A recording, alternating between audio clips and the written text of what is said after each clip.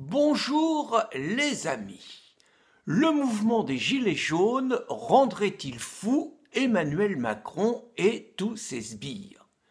On ne peut que se poser des questions quand on a entendu le Premier ministre nous annoncer 80 000 policiers mobilisés pour l'acte 8.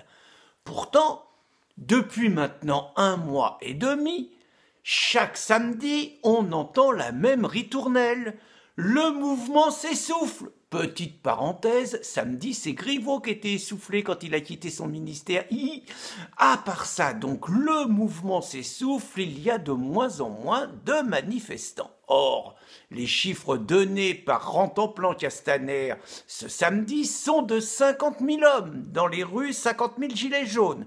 Si donc on les écoute, le mouvement s'essoufflant, il n'y en aura que 40 000 probablement pour l'acte 8 samedi et 80 000 policiers pour 40 000 manifestants prévus. 2 policiers pour 1 manifestant, ça s'est jamais vu. Même à l'époque du stalinisme triomphant, même à l'époque des dictatures sanguinaires d'Amérique du Sud, on n'a jamais vu de tels chiffres. Que se passe-t-il ? Les ministres prendraient-ils peur après l'épisode Griveaux? Auraient-ils demandé à Rantanplan de mettre des centaines et des centaines de policiers devant leur ministère pour éviter qu'un chariot élévateur ne défonce la porte? Toujours est-il que, grâce à eux, si on respecte des quotas comme ça partout, il va bientôt y avoir la solution à la crise de l'emploi. Un autre qui paraît devenir fou, c'est Luc Ferry, ce philosophe qui fut un temps ministre de l'Éducation nationale, un grand bourgeois mondain, régulièrement invité sur les plateaux de télévision. Luc Ferry a craqué. Il faut tirer sur les gilets jaunes, a-t-il glapi sur un plateau de télévision. On ne l'avait jamais entendu s'indigner quand les policiers se font tirer à balles réelles à Villiers-le-Bel ou ailleurs. On ne l'a jamais entendu s'indigner quand ils sont lynchés par les migrants.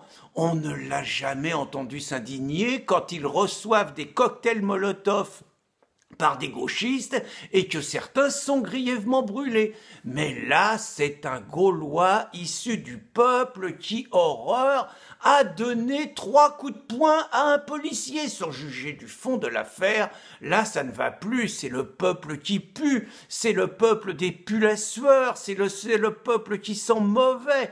Il faut tirer. Faut-il rappeler tout de même que Christine Tazin, pour avoir écrit que les policiers devraient tirer quand les migrants envoient des pavés sur les routiers, s'est retrouvée au tribunal pour incitation au meurtre. On attend la suite pour Luc Ferry. Mais c'est encore Marlène Schiappa qui est décidément la meilleure et qui est au-dessus du lot. Marlène a failli faire une attaque en découvrant la cagnotte pour le boxeur Christophe Deutinger. Le principe de la cagnotte l'a insupporté, elle y a vu une attaque contre la République, encore la République. Pourtant, on n'avait pas entendu Marlène nous expliquer quand Tariq Ramadan, le violeur présumé, s'était retrouvé en prison et que les musulmans avaient fait une cagnotte qui était montée à 100 000 € le premier jour, cela avait pas indigné Marlène Schiappa. Pourtant, quand Rachid Nekaz, franco-algérien, cherchez l'erreur, se permet de payer les amendes de toutes les musulmanes qui, intégralement voilées, violent les lois de la République, et cette fois pour de bon, on n'a pas davantage entendu Marlène, mais la belle Marlène ne s'est pas arrêtée là. Elle veut des noms. Ceux qui ont aidé le boxeur sont potentiellement des putschistes et des ennemis de la République. Il faut les ficher, il faut les 7000 noms. Mais Marlène, il ne faut pas t'arrêter là. Te rappelles-tu ces millions de manifestants contre la manif pour tous? Les homophobes, ils étaient contre le mariage homosexuel, donc ils étaient contre la République. Selon tes principes, il faut les noms de tous les manifestants de la manif pour tous. Et puis, il faut aller plus loin. 11 millions de nos compatriotes ont voté pour Marine Le Pen, des nostalgiques du Troisième Reich.